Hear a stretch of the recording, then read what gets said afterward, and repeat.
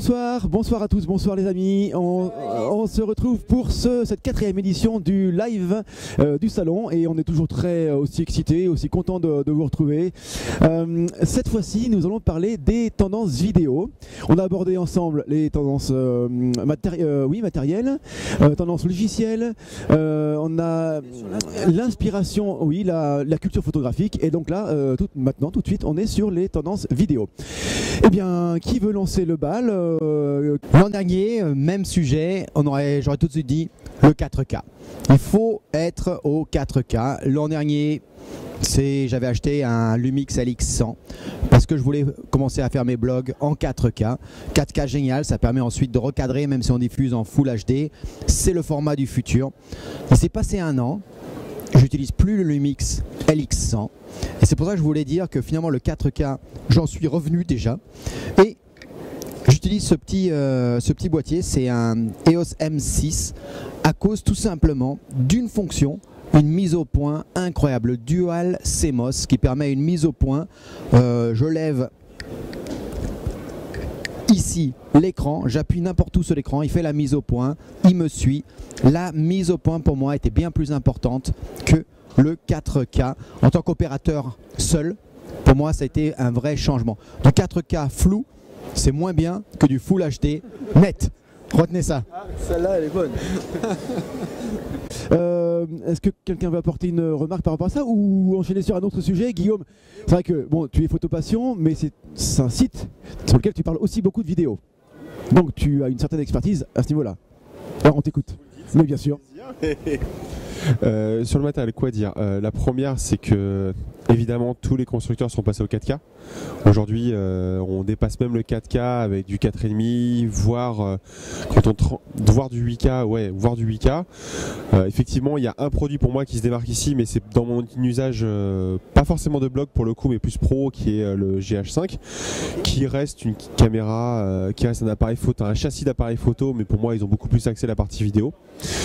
Maintenant je comprends aussi ce que dit Blaise là et ça fait plaisir parce que du coup on se rend compte que le Dual CMOS, le Dual Pixel, Canon, sans vouloir rentrer dans un débat, un Nikon Canon c'est vraiment pas le but, a des avancées technologiques pour les vidéastes de reportage.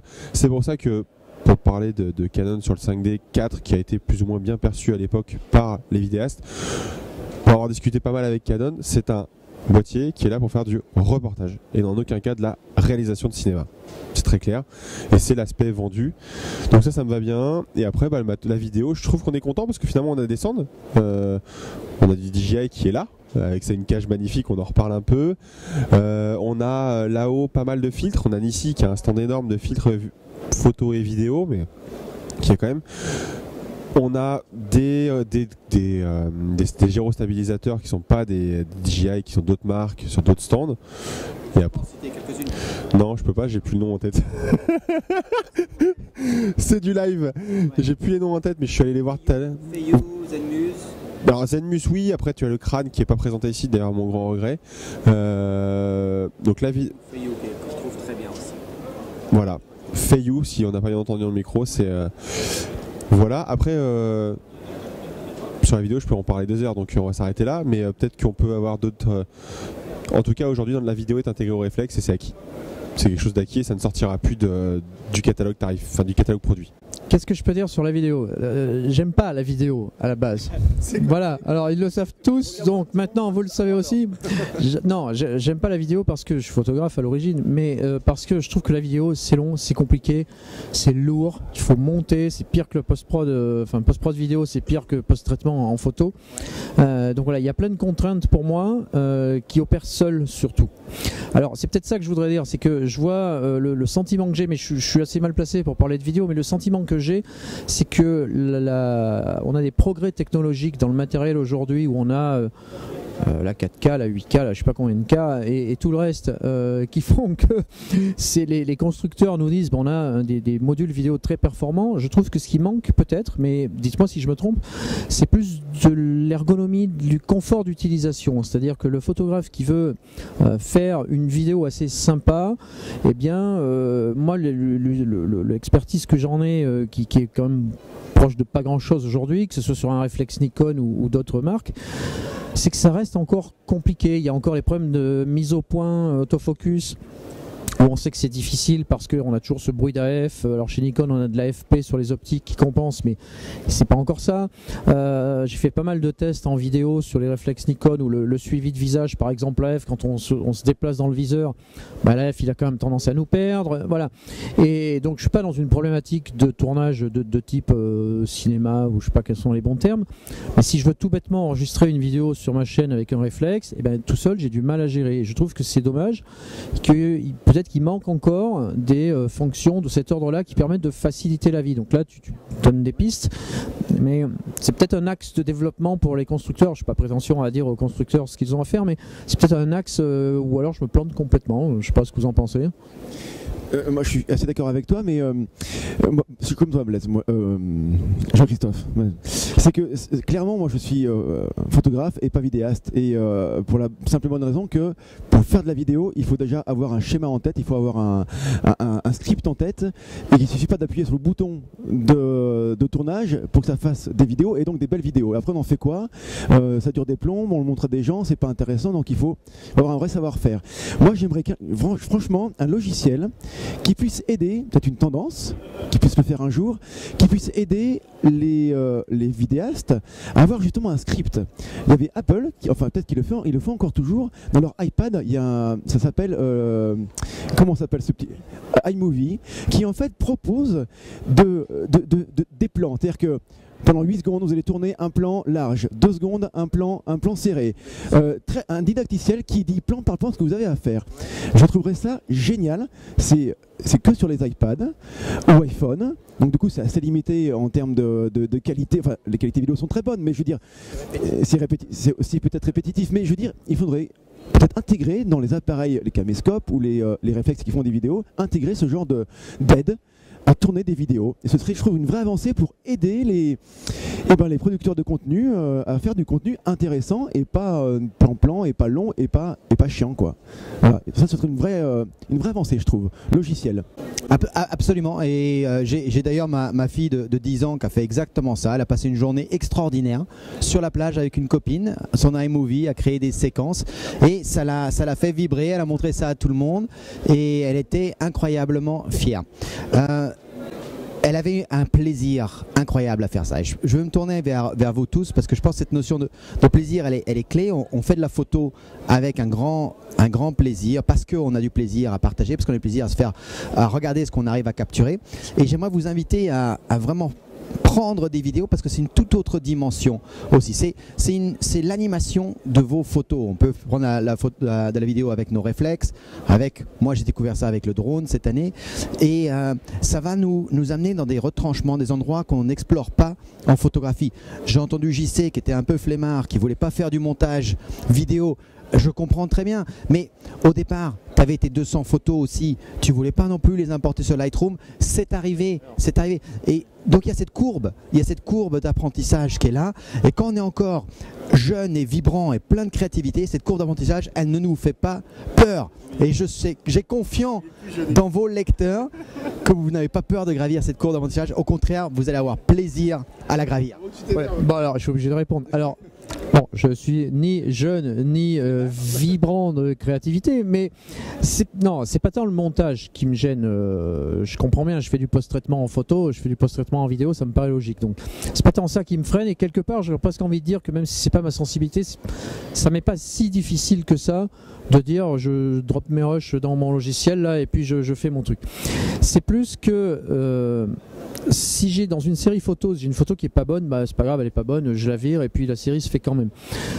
Dans un ensemble de rushs que j'ai pu tourner, s'il me manque une séquence par rapport à ce que je voulais concevoir, bah c'est toute la séquence qui est morte. Et ça remet en cause la série, alors qu'en photo ça ne remet pas forcément en cause la série. Après, c'est vraiment à la prise de vue, moi, mon souci, c'est vraiment de me dire, ça m'est arrivé plein de fois alors j'ai foiré les photos, on les refait, mais il y a les vidéos, bah, c'est vraiment ça, c'est se dire, c'est pas, je trouve que c'est plus complexe encore aujourd'hui. Bon, une fois de plus, je me trompe peut-être, mais je trouve que les modules photos sont plus performants que les modules vidéo en termes de facilité d'utilisation. Et particulièrement sur l'autofocus, qui est une problématique. Aujourd'hui, on a des réflexes qui tournent avec des qualités de tournage indéniables. je peux pas mettre l'écran de l'autre côté si je veux me filmer moi ou filmer un groupe quand on fait, je sais pas, en famille ou autre. Voilà, ça peut être ça. Ce qui sont des usages. Alors, non, mais je pense que pour quelqu'un qui fait de la vidéo, c'est un peu futile, mais pour de la vidéo amateur, il y a un vrai avantage à faire tout ça. Tu veux peu ? Alors non, je vais réagir parce qu'en fait non, je suis autant emmerdé que vous quand il faut que je me filme. Hein. Qu'on se le dise, le GH. Alors, en plus, le boîtier que j'utilise, qui est moi pour le coup un GH4 pour me faire des podcasts, l'écran est un peu plus idiot que ça. C'est qu'en fait, quand tu le retournes, t'es bloqué par la sortie HDMI quand tu fais du grand tournage. Donc, effectivement, ergonomiquement, il est pas fait pour les blogueurs. Il n'est pas fait pour les blogueurs. Ça est fait pour les blogueurs. La caméra qu'ils avaient fait avant, qui cartonnait, était fait pour les blogueurs aussi. Et je vais aller dans votre sens. Il y a une application, une fonction que j'ai trouvée dans DJI pour le coup, que tu dois connaître Blaise, qui est le random de vidéo. Alors ça les gars, je vous le conseille. Random, mélange quoi. Ah putain, tu lances. Alors excusez-moi pour le gros mot, tu lances le truc de l'application. Dans tout ce que tu as filmé, tu fais générer un clip. Il bosse pendant 3 minutes, il te sort une vidéo que je montre, et là je vais vous donner un truc, que je montre à mes mariés juste le lendemain du brunch. Genre tiens, regarde ce que j'ai fait cette nuit. Je leur montre, et là ils font waouh, j'y ai passé 10 secondes. C'est de l'intelligence artificielle. Sûrement, mais c'était mortel. Je mets un titre, un logo, et hop. Donc mais je vous le rassure, j'ai les mêmes problèmes que vous pour enregistrer une vidéo quand je suis moi devant l'écran. On a beaucoup parlé de production de contenu, on a moins parlé des supports qui vont recevoir cette production de contenu. Tu as parlé de 4K tout à l'heure. C'est vrai que c'est important parce que toi tu es vidéaste blogueur pour ta chaîne YouTube, toi aussi JC. Il est clair que les gens qui vous regardent sur un écran d'ordinateur ou un smartphone ou une tablette. Pas la peine d'avoir du 4K quoi. Donc est-ce que la tendance, on dit toujours qui peut le plus, peut le moins. Est-ce que quand même la 4K, ça peut pas être important pour le recadrage?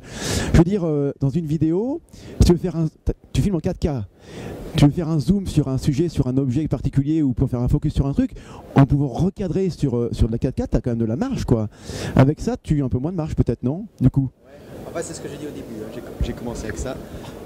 C'est ce que je disais. Je me répète, mais le 4K, c'est ce que je recommandais l'an dernier, exactement pour faire ce que tu décris là.